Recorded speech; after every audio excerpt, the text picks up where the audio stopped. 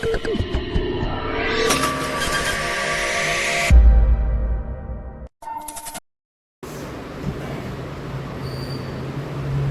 તો આજે આપણે પહેલું ચેપ્ટર છે ભાગીદારી વિષય પ્રવેશ, તેમાં આપણે ટૂંકા દાખલાની ગણતરી કરવાની છે. તો એમાંથી આપણે આજે પહેલી રીત જોવાની છે ઉપાડ પર વ્યાજ. તો ઉપાડ પર વ્યાજ છે એ અગત્યનો દાખલો છે, 3 ગુણનો દાખલો છે. આ ચેપ્ટરમાંથી 3 ગુણનો દાખલો પૂછાશે, પરંતુ અહીંયા આપણે કીધું છે એ તમારે બધા નિયમ યાદ રાખવાના છે. અહીંયા લખ્યું છે ઉપાડ પર વ્યાજની ગણતરી વખતે મુદત એટલે n આપણે શોધવાનો, number of day. Number of day દાખલામાં આપેલો હશે પણ શબ્દ ઉપર છે, શબ્દ ઉપરથી આપણે માહિતી મેળવવાની. હવે ત્યાર પછી આપણે n શોધવો હોય તો એના 4 પ્રકાર છે. તો અહીંયા લખેલું છે જો ભાગીદાર દર મહિનાની શરૂઆતમાં ઉપાડ કરે. શબ્દ કયો આવે? શરૂઆતમાં. શરૂઆતમાં હોય ત્યારે કેટલા આવશે? 78/12. ચલો ખબર પડી ગઈ. શું આવશે? જો ભાગીદાર દર માસની શરૂઆતમાં ઉપાડ કરે તો 78/12 કેટલા આવશે? 12. અને એને આપણે નામ શું દેવું? n. ચલો ખબર પડી ગઈ. ત્યાર પછી બીજો પોઈન્ટ, જો ભાગીદાર દર માસની કઈ તારીખ આવી? 15મી તારીખે ઉપાડ કરે. એટલે વચની તારીખ 15મી તારીખ એટલે શું થાય ખબર હે? શરૂઆત તારીખ એટલે ખાસ યાદ રાખજો 1/4/2022. હવે આપણે ધારી ચલો 1/4 તો આને શરૂઆતની તારીખ છે, કેવી કહેવાય? આને શરૂઆતની તારીખ. અને હા 15મી તારીખ કોને કહેવાય? 1/4/2000 તારીખ. 2022 માં આ વચની તારીખ છે. તો વચ્ચેની જે તારીખ હોય 15 અથવા 16 એને 15મી તારીખ જ છે. એટલે અડધા દિવસ પૂરા થઈ જાય, અડધો મહિનો કેવો હોય? બાકી હોય. એને કહેવાય 15મી તારીખે ઉપાડ કરે. કા 15 તારીખે કરે કા 16 તારીખે કરે. ચલો ખબર પડી ગઈ. તો આ તારીખમાં નહીં આપેલો પણ આ શબ્દ આપેલો. શું આપેલો છે? શબ્દ. અને એ શબ્દ ઉપરથી આપણે n 15મી તારીખ હોય ત્યારે n બરાબર કેટલા આવશે? 72/12. ચલો શું આવશે? જો ભાગીદાર દર માસની 15 તારીખે ઉપાડ કરે તો n બરાબર 72/12. ચલો ખબર પડી ગઈ. 72/12 કઈ રીતે આવ્યા? અને ત્યાર પછી આવશે જો ભાગીદાર દર માસના કયો શબ્દ એવો? અંતે ઉપાડ કરે. અંતે ઉપાડ કરે તો n બરાબર કેટલા આવશે? 66/12. જો અંત એટલે શું થશે? કા 30 તારીખ થશે કા 31 તારીખ. ચલો કા 30 તારીખ કા 31 તારીખ. એટલે જો ગમે એ મહિનાની આપણે શરૂઆતની તારીખ લે. આ તો આપણે ચોથો મહિનો લીધો. મહિનામાં તમે ગમે એ મહિનો લ્યો એવું કઈ ફેર પડતો નથી. પરંતુ કા 30 કા 31 તારીખ એટલે એ કેવી કહેવાય? મહિનાની છેલ્લી તારીખે. છેલ્લી તારીખ હોય ત્યારે આપણે શું આવશે? અંતે. અંતે ઉપાડ કરે ત્યારે કેટલા આવશે? 66/12. ચલો આ 3 પોઈન્ટ ખબર પડી ગઈ. આ તારીખ ઉપર યાદ રાખે છે પણ તારીખ દાખલામાં આપશે નહીં. ચલો ત્યાર પછી આવશે જો ભાગીદાર દર 3 માસના અંતે ઉપાડ કરે. જો ખાસ યાદ રાખજો અહીંયા 3 માસ. 3 માસ એટલે 3 મહિના થાય. કેટલા મહિના થાય? 3 મહિના. 3 માસના અંતે ઉપાડ કરે તો n બરાબર કેટલા થાય? તો n બરાબર કેટલા થશે? 18/12. તો આની ગણતરી જો સમજાવો છું. અહીંયા પહેલો મહિનો, બીજો, ત્રીજો, ચોથો, પાંચમો અને છઠ્ઠો. અહીં 7 8 9 10 11 અને 12. તો જો હવે ભાગીદાર દર 3 માસે ઉપાડ કરે. કઈ રીતે કરે? દર 3 માસે. તો દાખલા તરીકે હું કહું પહેલી વાર ઉપાડ કરી લે. પહેલી વાર શું કરી લે? ઉપાડ કરી લે. તો પહેલો ઉપાડ હોય તો હવે કેટલા મહિના બાકી રહ્યા? પહેલા ઉપાડ કરે તો મહિના કેટલા બાકી રહે? 1 2 3 4 5 6 7 8 ને 9. તો પહેલો ઉપાડ કરે ત્યારે કેટલા મહિના વધશે? 9 માસ. ચલો ખબર પડી ગઈ. હવે આ પહેલો ઉપાડ કર્યો પછી પાછો બીજો ઉપાડ કરે. કેવો કરે? બીજો ઉપાડ. તો બીજો ઉપાડ કરે તો આના પછીના હવે મહિના ગણવાના. આના પછીના કેટલા મહિના વધે? હવે 6 મહિના વધે. અને ત્યાર પછી પાછો ઉપાડ કરે. દર 3 મહિને કીધું તો ને પહેલો ઉપાડ એમાં 3 મહિના આવી ગયા. બીજા ઉપાડમાં કેટલા આવી ગયા? 3 મહિના. હવે પાછો ઉપાડ કરે તો આ કેવો કહેવાય? ત્રીજો ઉપાડ. તો ત્રીજો ઉપાડ કરે છે તો હવે કેટલા મહિનાનો બાકી? 3. પણ હવે જે ચોથો ઉપાડ કરે તો વર્ષ કેવું થઈ જાય? પૂરું. તો હવે કઈ ધ્યાનમાં લેવાય નહીં. ખાસ યાદ રાખજો મહિના હોય ને એ મુજબ જ ગણવાનું છે. તો હવે જો તમે કાઉન્ટ કરો 9 ને 6 15 અને 15 ને 3 18. તો આવી ગયા 18 ના છેદમાં 12. હા ચલો ખબર પડી ગઈ. એટલે ખાસ યાદ રાખજો આ આપણે મહિને છે પણ તમારે આવું ક્યાંય સાબિત કરવાનું છે નહીં. નહીં. ખાલી યાદ રાખવાનું છે જો 3 માસ આવે ત્યારે કેટલા આવશે 18 ના છેદમાં 12.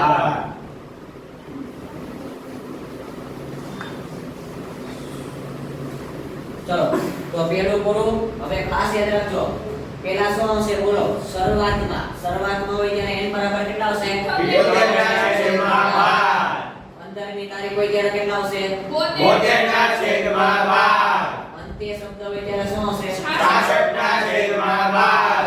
અને 3 માસના હોય ત્યારે 18 ના છેદમાં 12. એટલે આપણને n મળે. શું મળે n મળે. Number of day. ત્યાર પછીનું સૂત્ર છે i બરાબર brn છેદમાં 100 ગુણ્યા 12. તો જો અહીંયા લખ્યું છે i એટલે ઇન્ટરેસ્ટ આપણે વ્યાજ શોધવાનું છે દરેક દાખલામાં. આપેલું હશે નહીં એનું ટૂંકું સૂત્ર છે. ત્યાર પછી યાદ રાખજો p એટલે પ્રિન્સિપલ એટલે મુદત એટલે એની પાસે માસિક ઉપાડ ધ્યાનમાં લો. કેવો લેવાનો માસિક ઉપાડ. વર્ષનો હોય ને તો ભાગ્યા કેટલા કરવાના 12. ચલો પછી આવશે r એટલે થશે રેટ ઓફ ઇન્ટરેસ્ટ એટલે એને કહેવાય વ્યાજનો દર. શું કહેવાય વ્યાજનો દર. વ્યાજનો દર હોય ને તો ટકાવારી નો કાઢે તો છેદમાં કેટલા લેવાના 12. અને હા 100 ભાગ્યા શું કરવાના 100. અને છેલ્લે શું આવશે નંબર ઓફ ડે.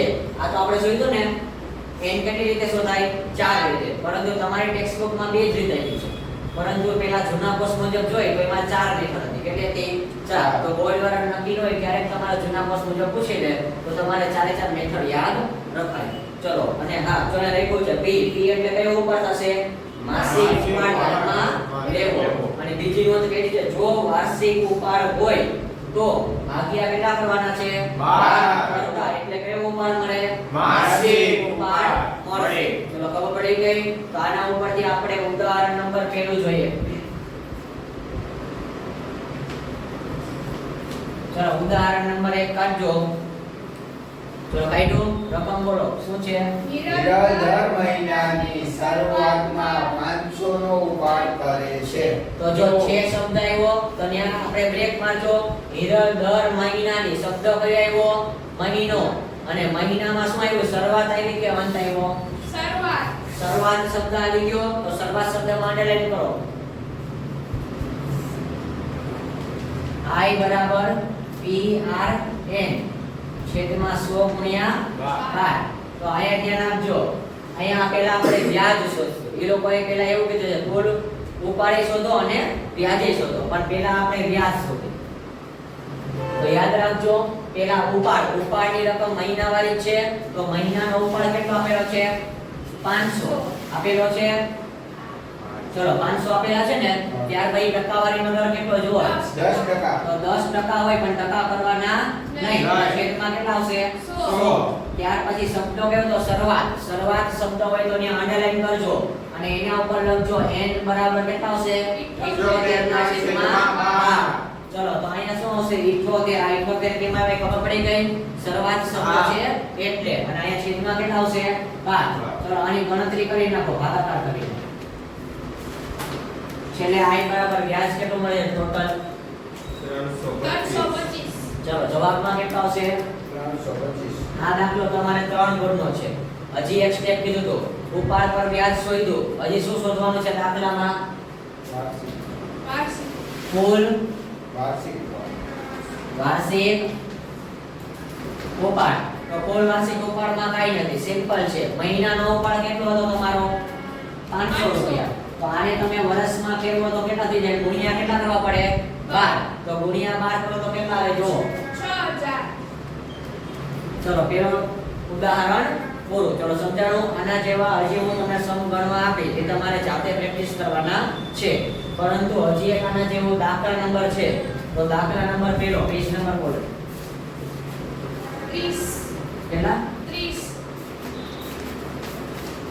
ચલો 30 પેજ નંબર છે. એમાં આપણને આપેલું છે. તો હવે ખાસ યાદ રાખજો. અને હા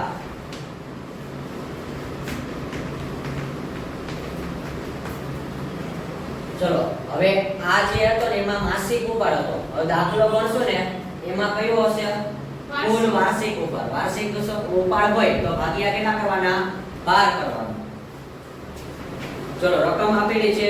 જો ભાગીદારી પેઢીમાં દર મહિનાને અંતે અંડરલાઈન કરો શબ્દ કયો આવ્યો? અંતે. અંતે શબ્દ હોય તો કેટલા આવશે? 66/12. ચલો કરી નાખ્યું. પેલું આપણને n મળી ગયો. n કઈ રીતે મળે? અંતે શબ્દ હોય તો 66/12. ત્યાર પછી આવશે વર્ષમાં અંતે કુલ વાર્ષિક ઉપાડ. અંડરલાઈન કરો કયો ઉપાડ આપેલો છે? કુલ વાર્ષિક ઉપાડ. કુલ વાર્ષિક ઉપાડ કેટલાનો છે? જુઓ 12000 નો. તો 12000 નો વાર્ષિક ઉપાડ હોય તો અહીં નોંધ લખેલી છે. વાર્ષિક ઉપાડ હોય તો ભાગ્યા કેટલા કરવાના? 12. તો કરો અહીંયા 12000 ભાગ્યા 12 કરો તો કેટલા મળે છે? માસિક ઉપાડ. મહિનાનો કેટલો મળ્યો? 1000. ચલો ખબર પડી કઈ રીતે મળ્યો એ? અને હા, ઉપાડ પર કેટલા ટકા કીધું છે? વ્યાજના 12%. ચલો બધી માહિતી આપેલી છે. અને ત્યાર પછી શું કીધું? વસૂલ કરવાનું હોય તો વર્ષના અંતમાં ઉપાડ પર વ્યાજ શોધો. તો આપણે વ્યાજ શોધવાનું છે. તો આ બંને દાખલાની ખાસ પ્રેક્ટિસ કરી, કારણ કે બોર્ડમાં તમારે પૂછવા લાગ્યો તો ચોપડીમાં બે જ દાખલા છે. ઉદાહરણ 1 અને દાખલા નંબર 1. ચલો તો હવે અહીંયા આપણે જોઈ તો અહીંયા આપણે લખતા જાય. પહેલા આપણે આવશે નંબર 1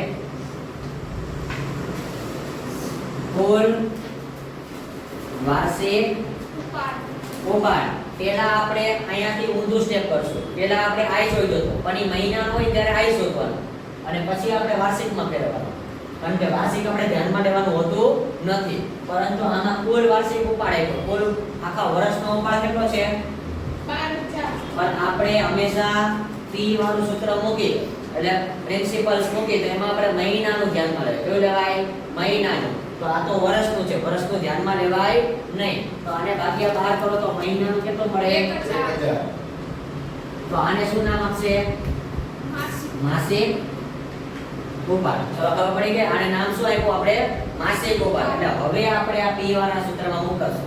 આતા સુધી દાખલામાં આપણને p આપ્યો હતો નહીં, p આપણે શોધ્યો છે.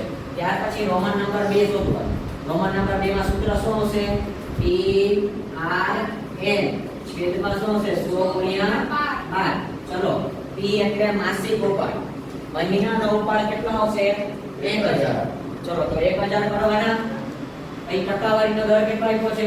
r બરાબર 12. પણ 12% કરવાના છે નહીં. 12 ના છેદમાં કેટલા લેવાના? 100. ટકા નથી કાઢતા એટલા માટે. અને ત્યાર પછી નંબર ઓફ 2. નંબર ઓફ 2 માં અંત શબ્દ હતો. અંત હોય તો કેટલા આવશે? 66/12. ચલો તો 66/12. ચલો તો ગણતરી કરો. 660. ચલો આ દાખલો પૂરો. આ દાખલો કેટલા ગુણનો છે? 3 ગુણનો છે. અને આ બધા દાખલા છે એ બહુ જ સહેલા છે, પણ આના માટે પ્રેક્ટિસના દાખલા તમને આપું છું, એ તમારે પ્રેક્ટિસમાં કરવા પડશે. ચલો તો આજે તમને દાખલા ગણાવેલા છે. પહેલું હતું શું હતું? ઉપાડ પર વ્યાજ. એમાં માસિક ઉપાડ હતો. માસિક ઉપાડવાળા દાખલા છે એ તમારે પહેલો અને બીજો આ જાતે કરવાનો. આ બધામાં માસિક ઉપાડ છે. જે લખ્યું છે દર મહિનાની, અહીંયા પણ મહિનાની. તો આ મહિનાવાળો ઉપાડ છે. અને આ જે બધા છે ને એ વાર્ષિક ઉપાડ. વાર્ષિક ઉપાડ એટલે જો નીચેના બધા આપેલા છે બે, એ વાર્ષિક ઉપાડ. જાતે પ્રેક્ટિસ કરીને કોમેન્ટમાં તમારો જવાબ જણાવવાનો છે.